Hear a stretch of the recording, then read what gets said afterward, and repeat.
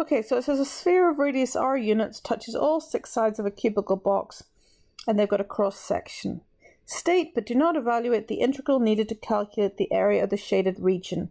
So notice it says the integral needed, not just the formula but the integral.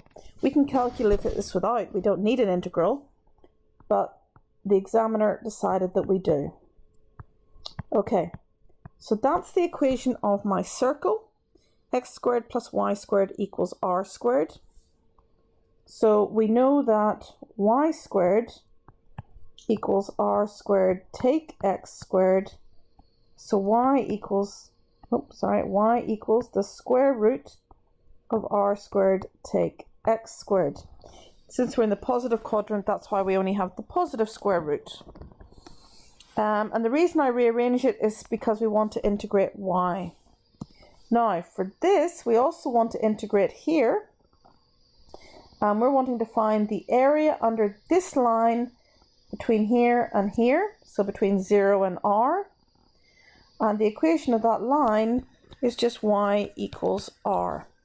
So we're wanting to integrate between 0 and r, the integral of r, okay, with respect to x, don't forget.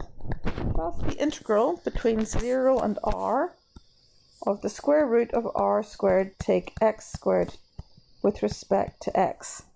And you can write that as a single integral. You don't have to, but you can. Okay. Now it says determine the volume of the solid formed when the shaded area is rotated about the x-axis. So now we're integrating the square of these things. And don't forget we're timesing it by pi. So the volume is pi times the integral between 0 and r of r squared with respect to x plus pi times the integral between 0 and r of r squared take x squared. Very nice when you've got a square root. Now, if I integrate this with respect to x, so I'm going to take pi out the front of this, out of front of all of these integrals to make my life easy. So if I integrate that with respect to x, we get r squared x. And since I've got the same limits, I'm just going to deal with this as one whole thing. Plus r squared x, take away a third x cubed between r and 0.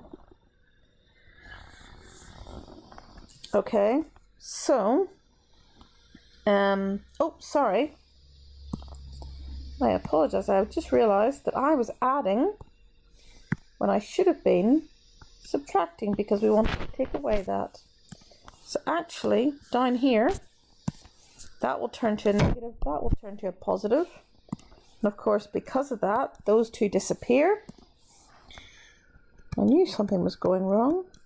So now we've got pi times a third x cubed between r and 0, which is pi times a third r cubed, which is